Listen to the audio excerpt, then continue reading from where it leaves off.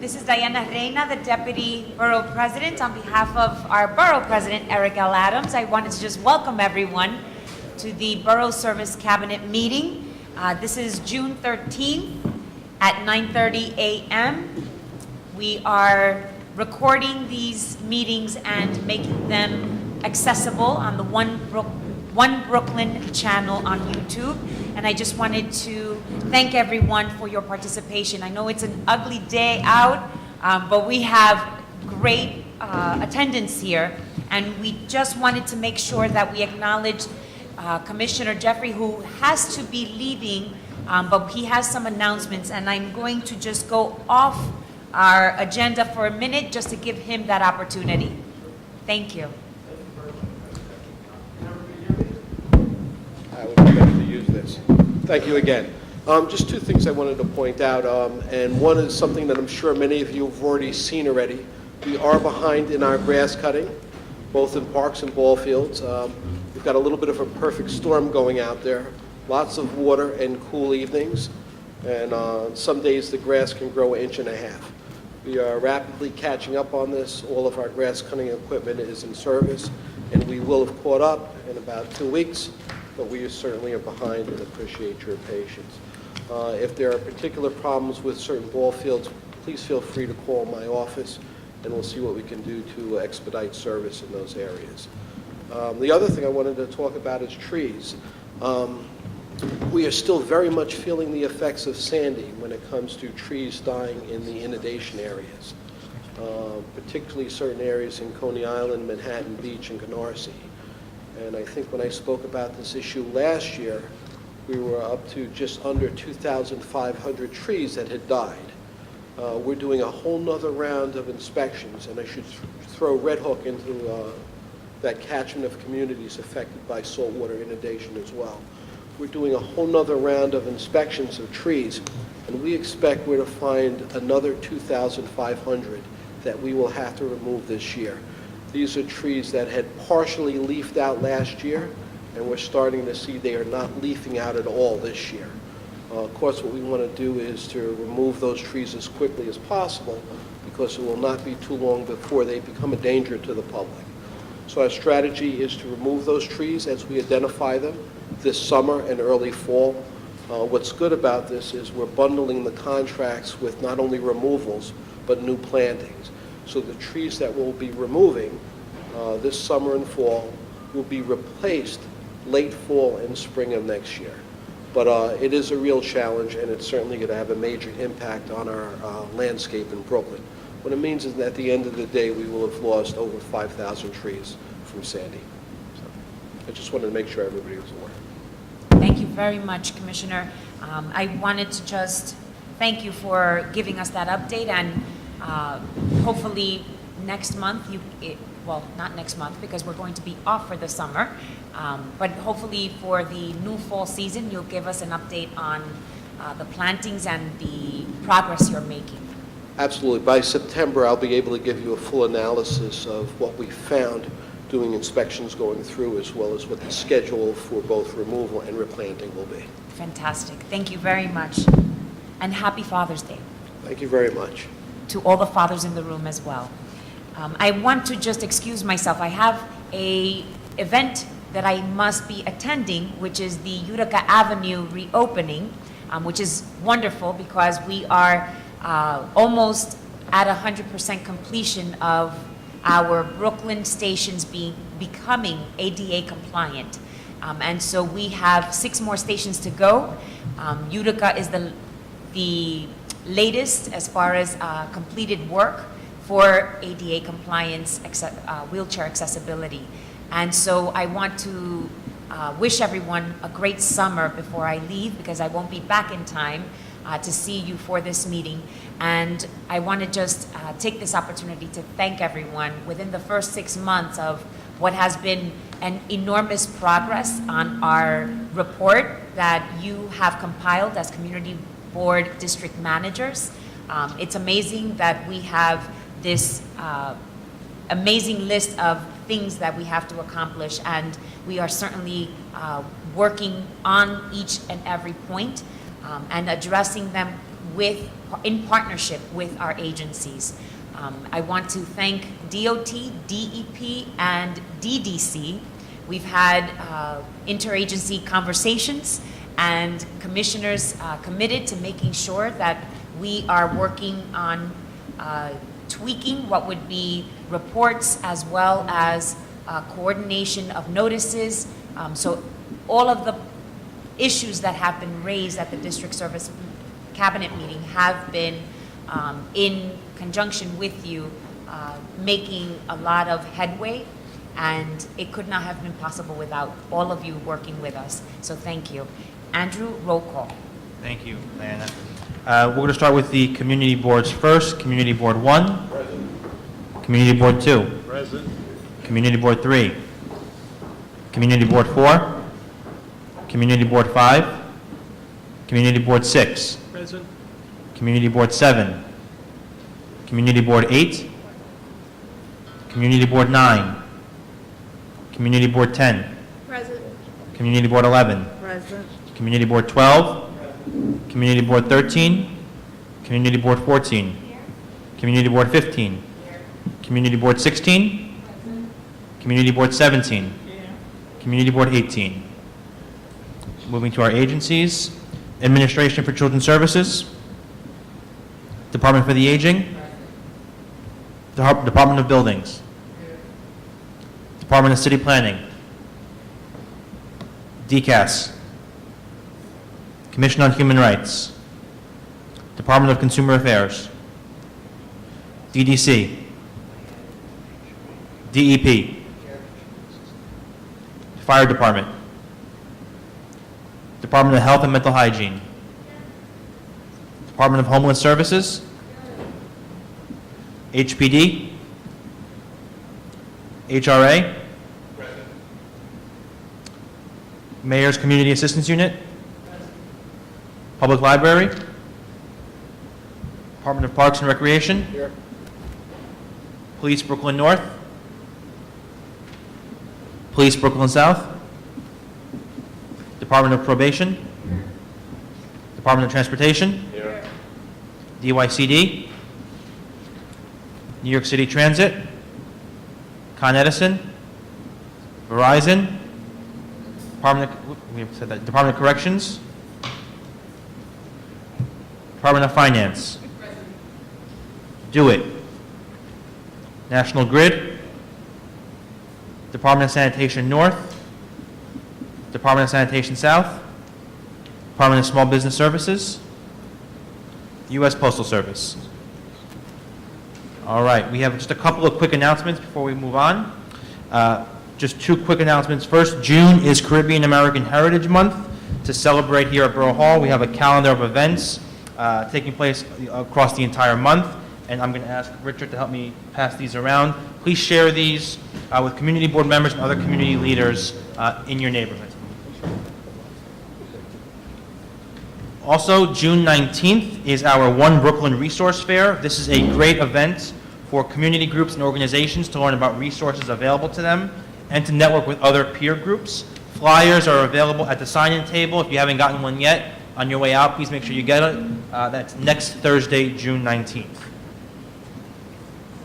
Now I'd like to invite any of the district managers to make announcements or share any information with us. Are there any district managers who have an announcement to make at this time? Okay, seeing none, we will now move on to our agenda for today.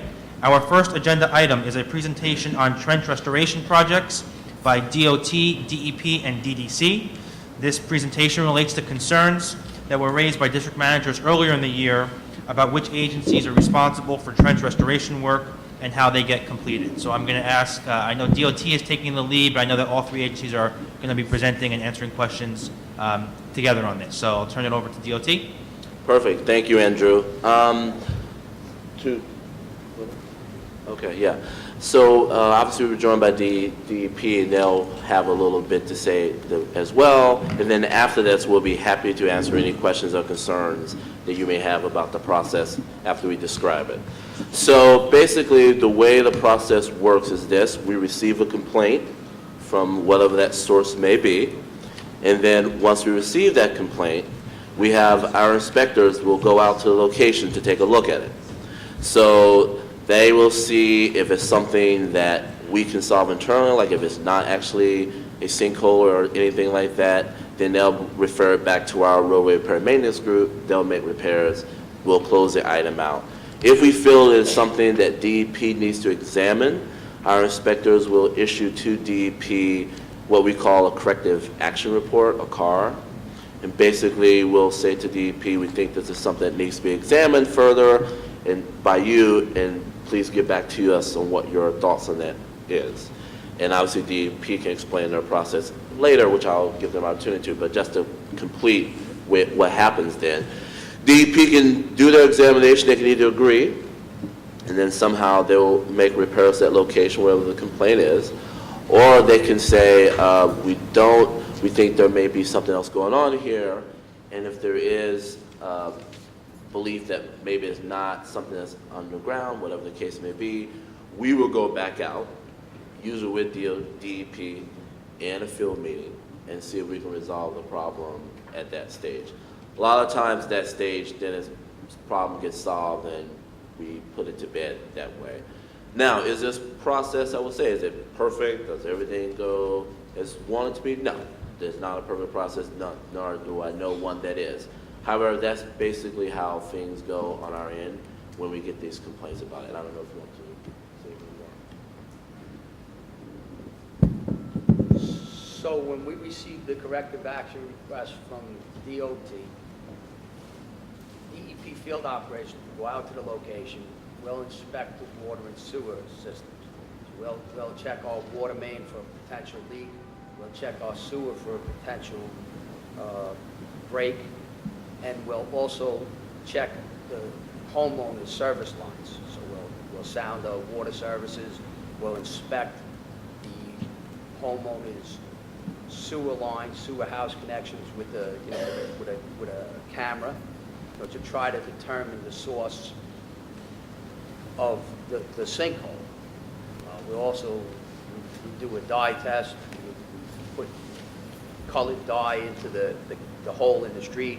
We reduce water, and then we look in our infrastructure to see if we can see the dye showing up in our sewer. That would be an indication that the dirt would be getting into our system from either a problem on the DEP sewer or from a homeowner's connection. So, and if we determine that, we'll notify the homeowner that the problem is theirs, or we'll initiate corrective action on our system if we find a defect.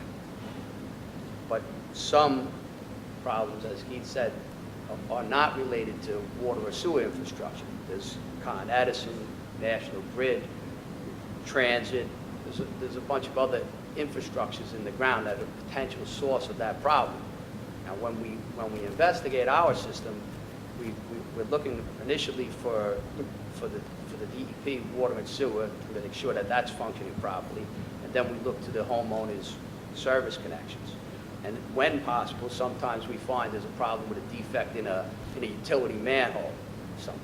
Then we'll notify DOT, or if we can't find the problem, we'll also call DOT and say, look, we're not sure what it is, but we've ruled out water and sewer infrastructure. Or we'll say, we believe it's being caused by this utility or that utility, in relation to where the problem is located.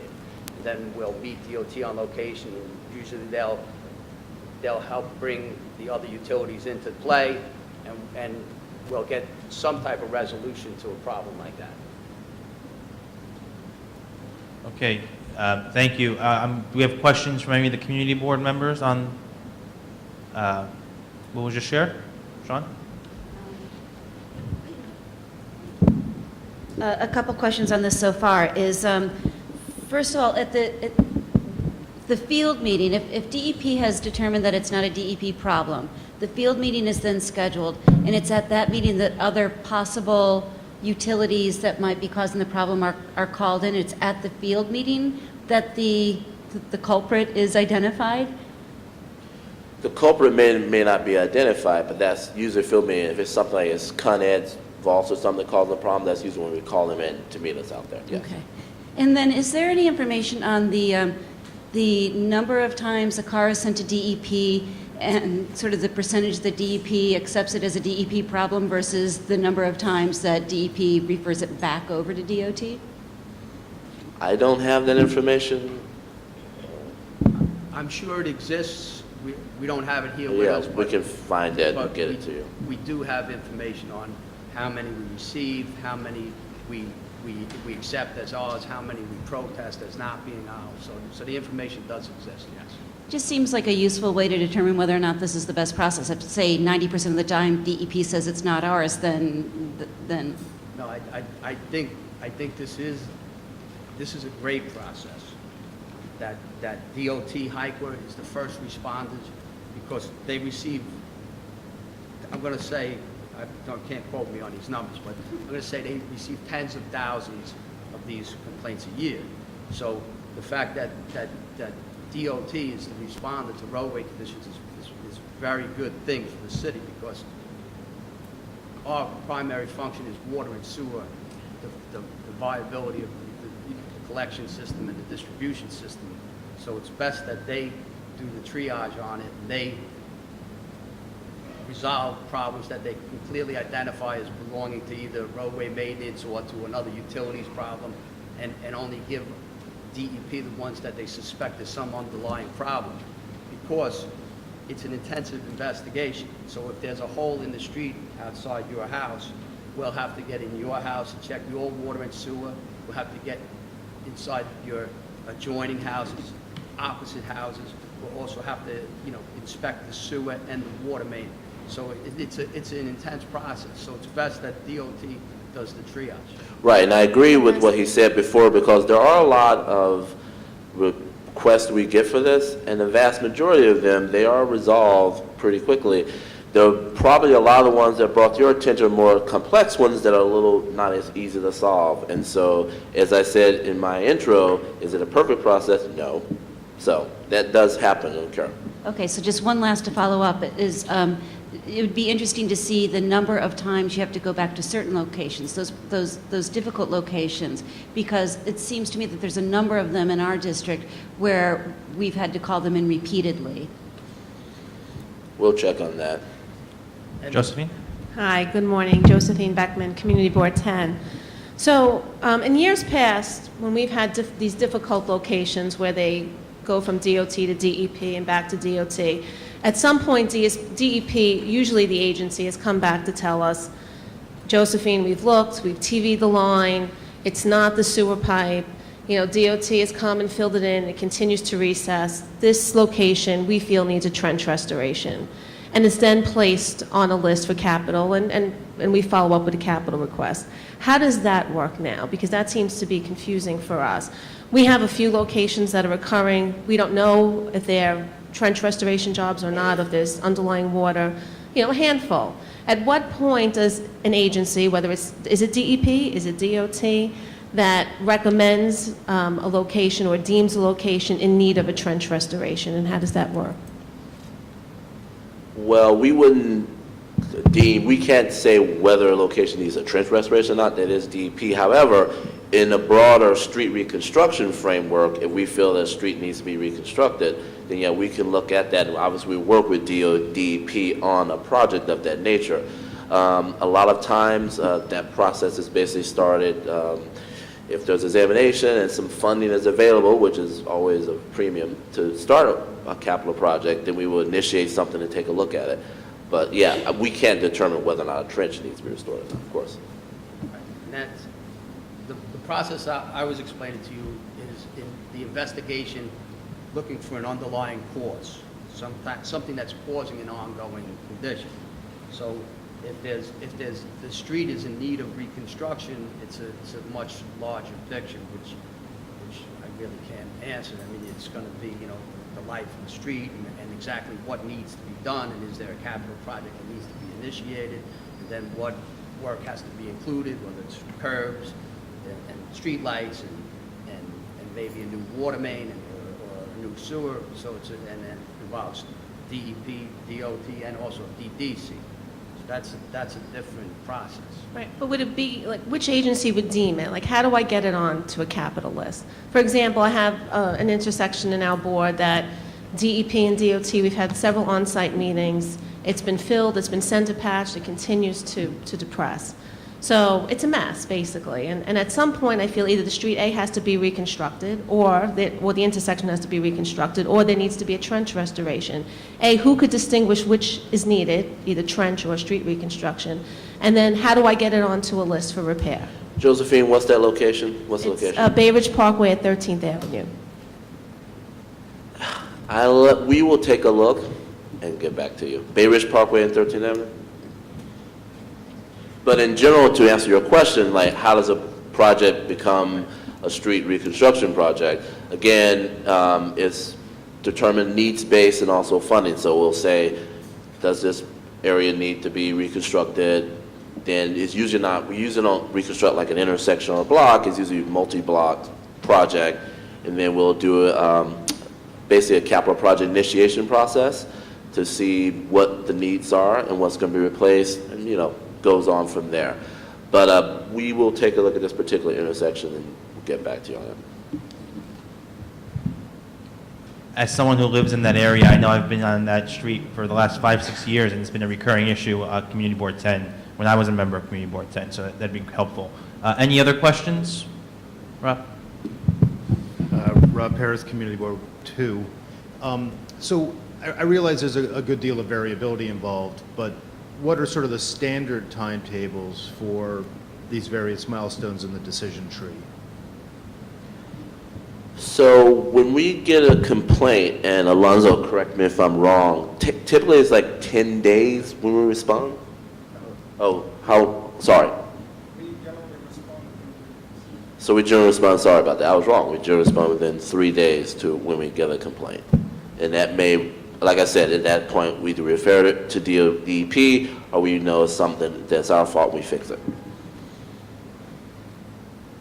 Typically, after we receive it, we'll do an initial inspection within a week, and then, depending on our findings, it could take as long as a few months to get a resolution.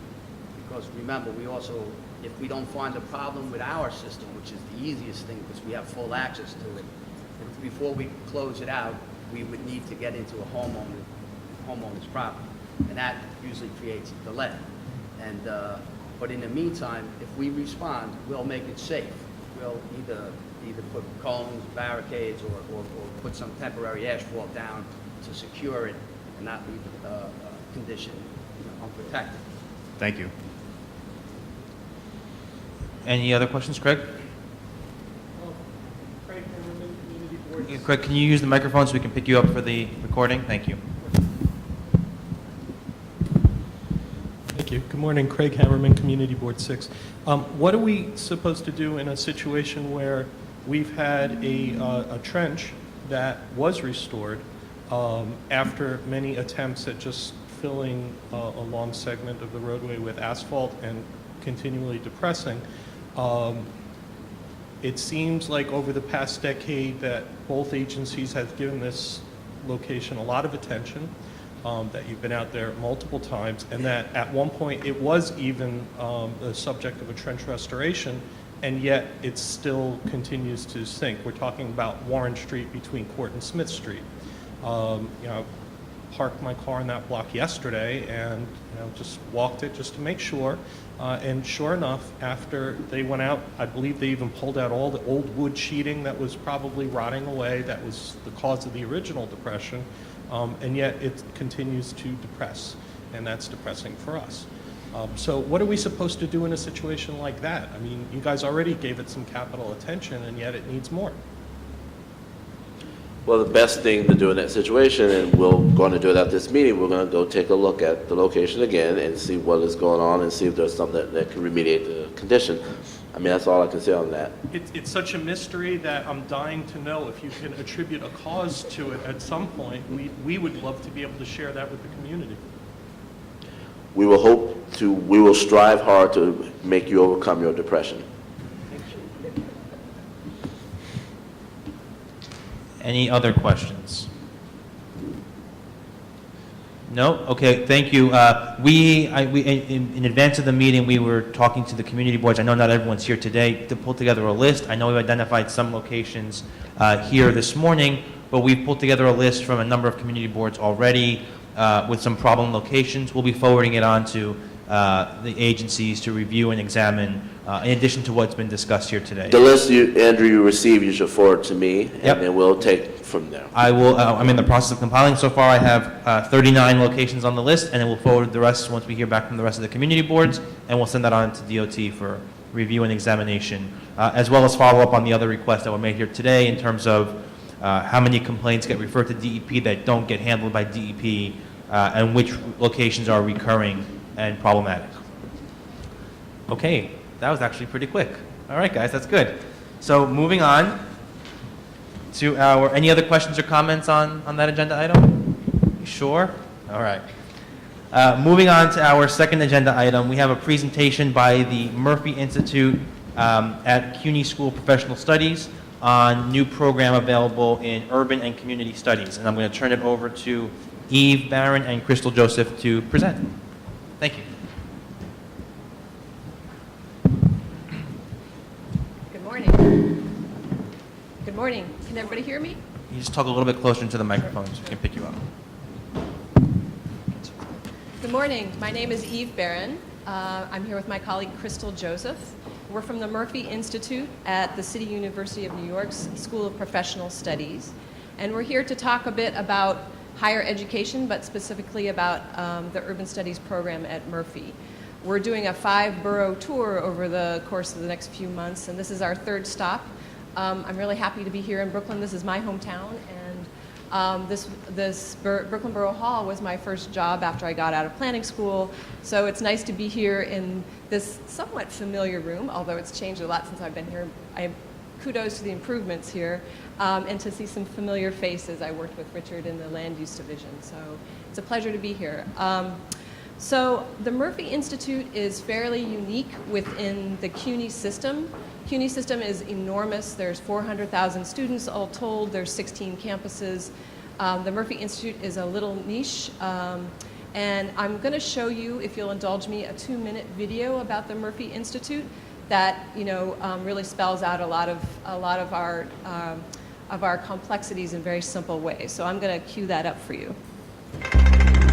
Or Joe is. Thank you, Joe.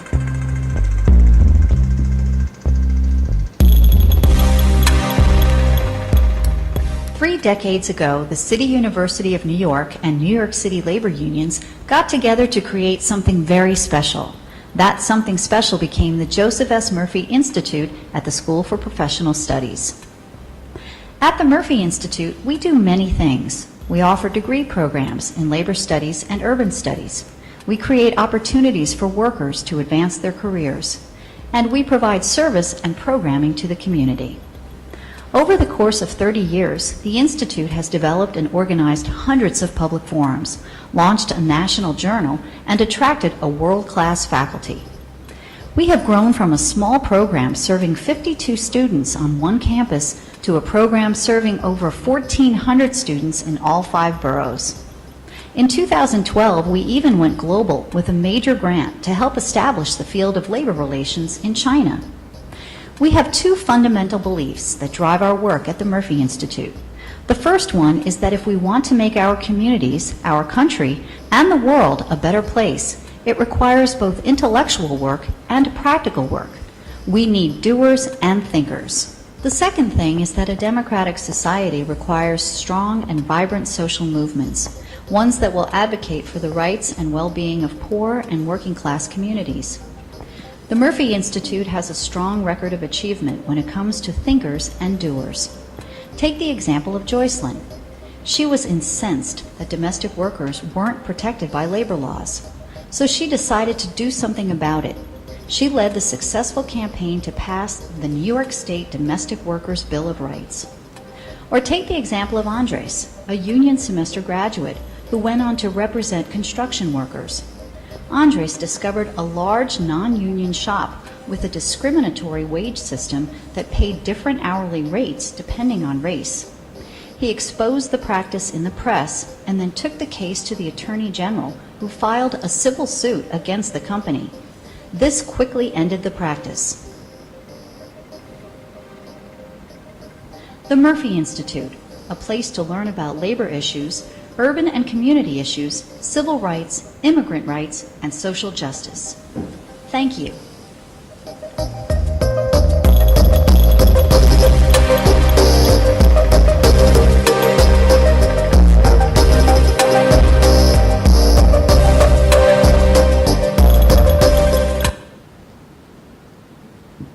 That's that. Pretty painless, right? Okay, thank you. So we have MA degrees in urban studies and labor studies, but what I wanted to focus on today a little bit was the BA in urban and community studies. It's relatively new. It's really a hybrid of urban studies and community development practices. We have excellent faculty, and the faculty are both academics and practitioners. You know, as the video pointed out, we're preparing people to both think and act. We are preparing students to do crucial public interest work in government, in nonprofits, in philanthropy, in banking, financial institutions, or go on to do further academic work. And we have financial assistance for people who qualify. There's limited scholarships available. We also have the privilege of working with New York City's unions, so there are several unions that will pay for some tuition credits, including 1549, 1180, and UFT, among others. So, you know, the college education has been in the press quite a bit lately, particularly in terms of paying for college. College costs are spiraling. CUNY remains an option for people who are really thinking about cost. It's not free any longer, but it's still affordable. And, you know, college education is increasingly important in our world. The federal government projects that in the next 10 years, 65% of our jobs are going to require a BA. For those of you who may have come across the Furman Center report that came out a couple weeks ago, it pointed out the fact that those, you know, that BA holders in New York City are able to double their earnings above those who hold a high school diploma only. So it's important, you know, it's important to make sure that people have access to higher education, and that's what the Murphy Institute really stands for. You know, we're a place where we're providing both access and excellence in education. And I wanted to talk a little bit specifically about Brooklyn. In Brooklyn, according to census data, about 15% of the residents have some college education. You know, so those are people who could come back to school and really complete their degrees. But the more troubling fact is that 70% of Brooklynites do not hold a bachelor's degree. And, you know, I think that means that, you know, we have lost opportunities in terms of job readiness, in terms of an informed citizenry, and in terms of stronger communities. So we're here to spread the word about the program and to ask a few things of you. Number one, that you spread the word about our program. We have an open house at the Murphy Institute on July 1st. We also ask you that if you'd like a presentation to your community board or your education committees about the Murphy Institute and our programs, get in touch with us. My card is in the folder that you received. If you would like an intern to work at your office, or if you need a field work project, please get in touch with us. So those are the things I wanted to ask of you today. And I thank you for the time to present here. I'd like to turn over the microphone to my colleague, Crystal Joseph. She's a little bit of a special colleague. She's not from Brooklyn, but she seems to like Brooklyn. But she's also a student in our program, so she has a slightly different perspective than I do. Thank you, Dr. Barron, and thank you so much for having me here today. So I think that it's always really important sometimes when you're talking about a lot of these educational programming that you hear an experience from a student. That's always kind of been solid for me. So when I came into this program, I heard a former colleague of mine, and he was talking about his experience, and it really propelled me to then apply and see what the Murphy Institute was all about. I am a lifelong champion of CUNY, so I started off with BMCC and did my associates there and had an internship with Department of Environmental Protection. So it's even great seeing them here today because there are very many of my colleagues that I worked with while I was there. Then when I moved on to Baruch to do my undergrad in the School of Public Affairs, I interned with City Council Inez Dickens. And presently I am interning with Assemblymember Wright while pursuing my master's in urban studies here at the Murphy Institute. I think CUNY has amazing opportunities for students, just like Murphy's mission, to be thinkers and doers. So you need that theoretical piece, but you also need to be a practitioner in the field, getting hands-on experience, being with the people. Very often for the assembly member and the work that I do in the communities that I go to where I'm from, I'm the eyes and ears on the ground, and I'm proud to be able to deliver the kind of honesty and truth that come from constituents like myself that are indicative of who I am and where I'm from. So it's great to be here and promote this bachelor's in urban and community studies and get very many of your all constituents involved in this degree, so this way they can then take the information that they learn at Murphy and be doers in Brooklyn. So I'm really excited about promoting this program. If you ever have any opportunities or want me to come and speak to any of your community board meetings, I'm open to the opportunity. So thank you so much for your time. Thank you very much. Do you have any questions for Murphy Institute? You mentioned some statistics about Brooklyn College readiness. If you could share those after the meeting, I think those were kind of fascinating. And as a CUNY alum myself, I think that's really interesting. So moving along to our third and final agenda item, we have a presentation by Richard Barak, who is the Director of Land Use for the Borough President's Office, on community planning workshops. And a quick note before I turn it over to Richard, when you came in, there was a schedule given out to all the community board members for weeks of availability in the fall. We'd like to schedule these workshops with every community board, whether it's your full board or your land use committee or a select group of people on your in the community board, to kind of explain what resources we have here at Borough Hall to help on community planning issues, to help provide that expertise. And we're going to ask every community board we're going to follow up with every community board rather, to schedule that for the fall. So you have the weeks available. You're going to get a snippet of what Richard's presentation is like, and then we'll follow up with you afterwards. So please make sure you go back and you talk to your chairpersons and you talk to your teams about that. Richard? Good morning. I'm going to be showing a little pieces of a presentation we did for the Housing Committee of Community Board 9. This was more based on a community that was seeking to understand what was allowed under its current zoning and some possible zoning districts that might address the interest of the community.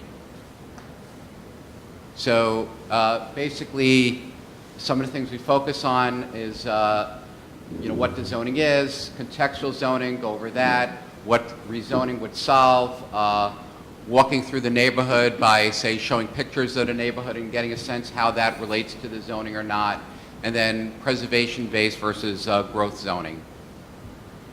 And so in this case, we popped out some of the type of zoning districts in a neighborhood. This is a map, actually is produced by a student of Pratt named Ben Dodd, I should say. So basically, your existing zoning, some examples of housing in the existing zoning. These are examples of photos from the community. Some of these photos actually relate to what actually the zoning allows. Some of them are quite different than what zoning allows. So these are some additional analysis to help us understand the contradiction between the zoning and the built character. We talk about contextual zoning and height factor. This is more of a central northern Brooklyn phenomena. Some southern Brooklyn areas have this as well. So this is an example of a higher density district, so we'll go into some of the nuances of that district and building of that height. This is a contextual version of the same district. The idea of wide streets and narrow streets may matter depending on your zoning districts. We plotted it here. Again, some more context images. And so then, again, with a particular zoning district, looking to the extent that the district actually matches in terms of the built character and the zoning. So then also explaining some basic zoning concept of floor area ratio is described in this slide. It's one example. Another technical might be what's called the attic bonus. Sky exposure planes, another term we would get into. And then, again, the issue of what rezoning solves, so we get to talk through that for you. And again, the issue of preservation-based zones, go a little bit of detail into that. Contextual zoning, a little bit more detail into that. Then depending on your neighborhood, the slide you may be looking at may actually be preservation-based or it could be an upzoning depending what part of Brooklyn, but we would customize that to your district, show some examples of preservation-based. And then growth-based zoning, because obviously we're still looking for opportunities to house more people in the neighborhood to try to direct growth to where it's more appropriate. So these may be examples in some neighborhoods of increasing density. The concept of affordable housing is going to change moving forward, but some neighborhoods do have inclusionary districts, so they'll still be in play with the future of where we're heading with dealing with affordable housing. And so that's the synopsis. And again, if your neighborhood's been rezoned already and it's really helping your members understand the zones that you have in place, if it's looking at different type of tools such as mandating retail, these are other concepts that we could talk about. So we could customize these presentations to what may be interest of your community. And if there's any questions, happy to entertain them now. Any questions for Richard? Greg? Just a short one. Just a short one. The workshop for the community board members, how long would you anticipate spending with them? It depends what level of agenda we want to put together. I'll do as short or as long. I mean, that full version of that presentation went about an hour, and then it stimulated enough questions. We ran another 40 minutes. So we'll work it out. If one session based on balancing your needs isn't enough, we could go on, you know, break it into pieces. So it really depends. Example with Board 6, so a lot of District 6 has been rezoned already. There's only a few pockets, obviously, that haven't been rezoned. So the question is, what would your need be? Is it focusing on the areas that might be subject to zoning? Is it helping people to learn about the zoning you have in place? Thank you. I think we should talk more offline about that. Any other questions? Sean? In terms of putting the presentation together, did you, you getting photos and all of that, did you work with the community board to do that, or was that all in-house here? A lot of times they were supplied to us. In the presentation you saw today, they probably get credit to Ben Dodd, who is the student from Pratt, who was assigned to the board.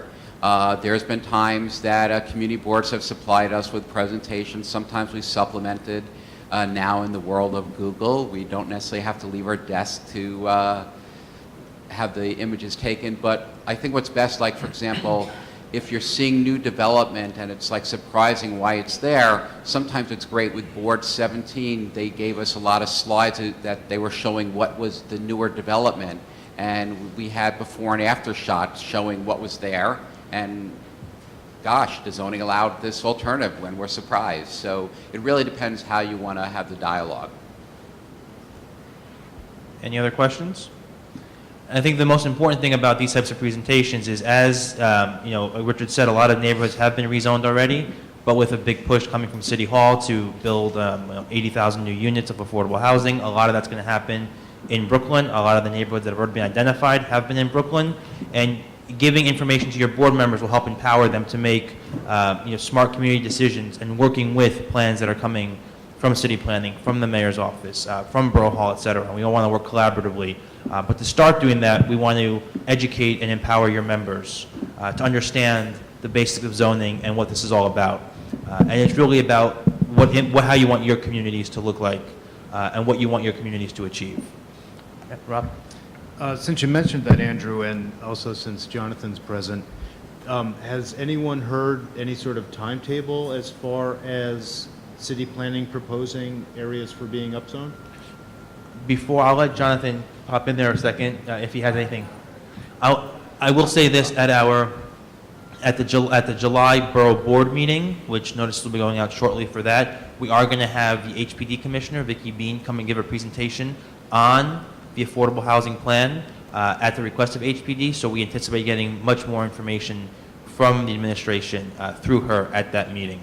And obviously those meetings are open to the public. It's for council members and community board chairpersons, but obviously district managers, staff, and other community leaders are invited as well. So we'll send that information out once we're finalized the full agenda.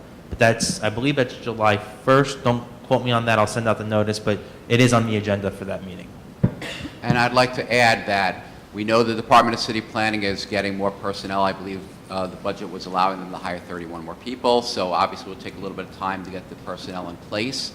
The one area that was mentioned in some public remarks that were printed was the Cypress Hills, East New York area, part of the Sustainable Communities study that City Planning started, so I'm expecting that to be one of the first areas, or the first area, at least in Brooklyn. And although City Planning's put together a certain amount of work already based on the grants they've had, so that will probably shorten the time they could come to the community with an initial proposal.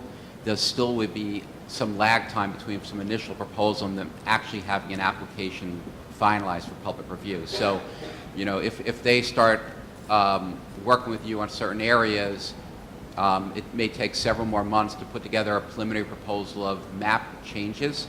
But then to go from map proposals to actually having the environmental work done, you know, if you're based on some of the community boards who have had some rezonings in the past, sometimes it's a half a year to a year lag between the initial presentation of probable districts to actually having an application ready for public review. Okay. Well, that concludes our 3 agenda items for the June meeting. Before we adjourn, we have other business. I'd like to ask if there are any representatives from agencies, elected officials' offices, or companies who want to share any announcements or information at this time. Please do so. Yes. Just speak into the mic if you can get a microphone.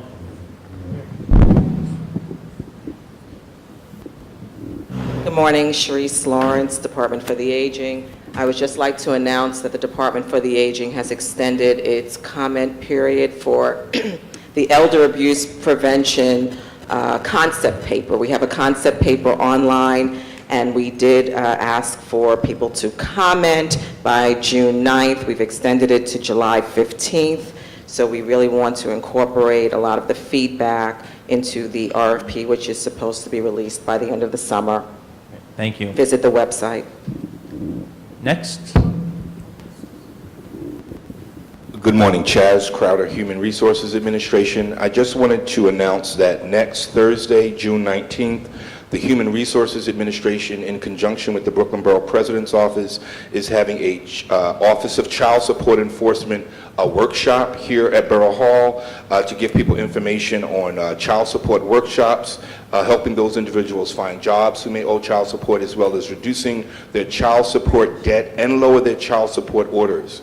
So that's going to be held here at Brooklyn Borough Hall next Thursday from 9:30 to 12:30. There are flyers on the desk if anyone wants to get more information. Please get the information out in your community. People also need to RSVP for the event. All the information is on the flyer. Thank you. Great, thank you. Danisha? Hi, Dinah Shell from Councilmember Cornegie's office. Recently, the Borough Board voted on a resolution calling on the administration to fully restore funding for the industrial and business service providers who provide a variety of kind of coordination, connecting industrial and manufacturing businesses to sources of funding, all across the city, and to restore funding for the Mayor's Office of Industrial and Manufacturing Businesses. So the hearing on the resolution discussing those proposals will happen this Thursday, June 19th, at 250 Broadway. The board voted unanimously in favor of it, and Deputy Borough President Diana Rayner really took leadership in developing that. So I'm inviting all of you to come out for the hearing if you're interested in hearing the administration's feedback and hearing more from those nonprofits that do serve the borough so well. Thanks.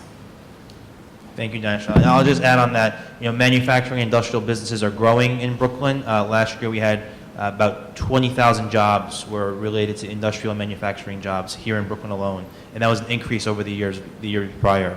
So that's a really important issue for the Borough President, and the Borough Board voted unanimously on that resolution, as I just stated. Any other announcements? If not, our next meeting will be September. It's currently scheduled for September 9th, which is Election Day, and Borough Hall is being used as a polling site, so we are going to have to reschedule that, but we have 3 months to figure that out, and we'll let you know way in advance when that'll be rescheduled for. If there's nothing else, if you have any topics or ideas you want to present before the Service Cabinet, please let us know. Otherwise, our meeting is now adjourned. Thank you, everybody.